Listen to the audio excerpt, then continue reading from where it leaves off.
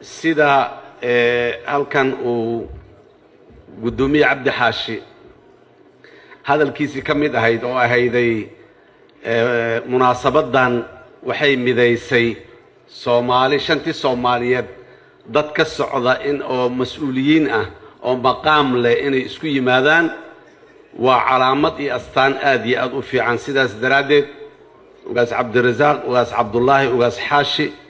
anuguna waxaan ugu darayaa ugaas mideeye in la yiraahdo maadaama maanta inta meeshan joogtay ay shanta Soomaaliyeed oo dhan ay isaga timiday wakiilo ka yimiday mas'uuliyiin ka yimiday oo maqaam sare leh ay halkan isugu yimaadeen waa astaan aad iyo aad u fiican waa fariin aad iyo aad u fiican oo dadka Soomaaliyeed iyo caalamka intiisa kaleba fariin ay akhri karaan marka ay soo qaataan Soomaalida waa kala qaybsan yihiin isuma imaan karaan waa kala tagaan waa kala waxayaan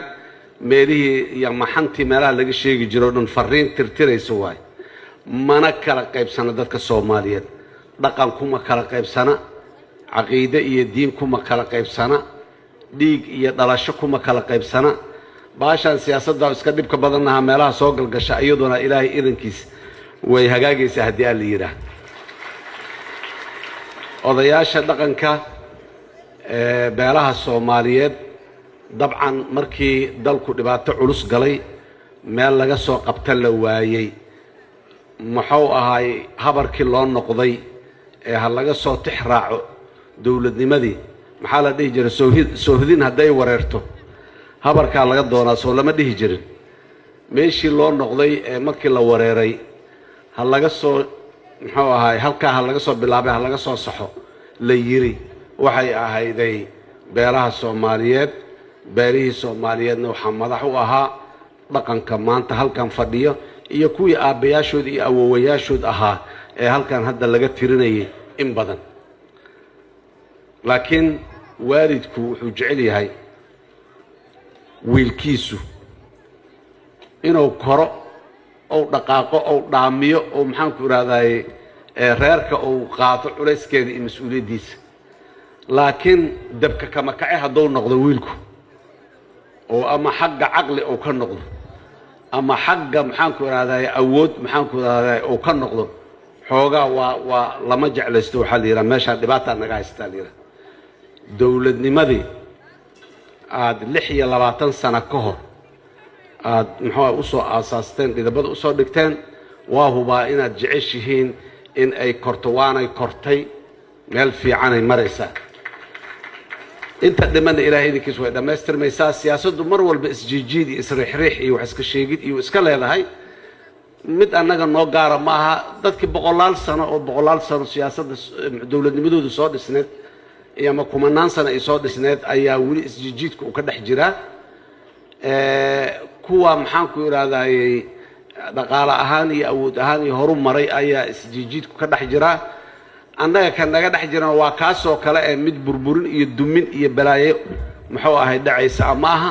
waa dabeecad siyaasaddu ay wadato Ilaahay idankiis wayna hagaagaysaa hadii aan la yiraahdo aad iyo aad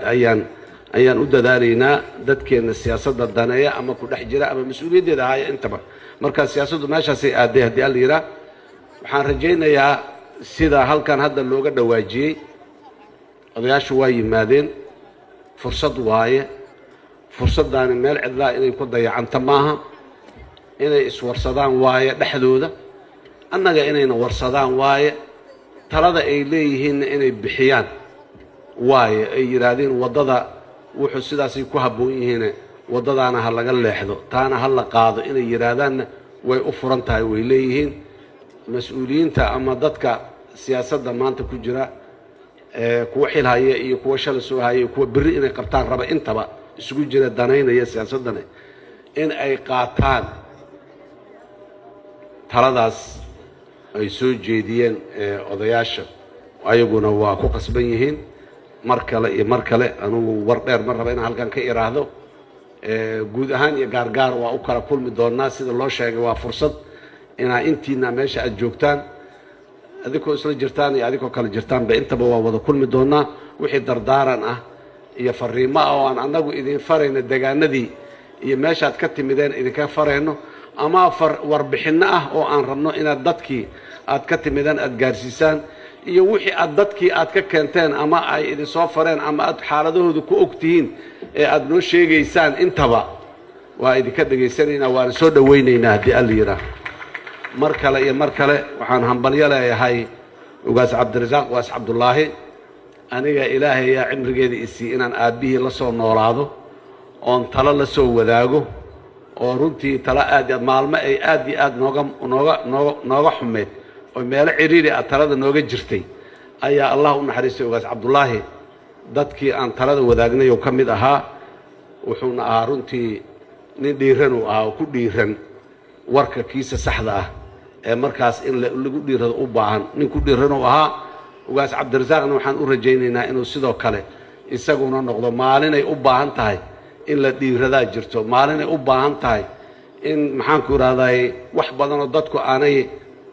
dadka in badanoo ka mid a aanay ogolayn in la garab istaago laanna waxaasi waa wixii saxda ahay marka ugaas cabdirasaaq waa u ducaynaynaa ilaahayna waxaan uga rajaynaynaa in mas-uuliyadda loo dhiibayna ilaahay u fududeeyo waana rajaynaynaa facaasoo jireenka ah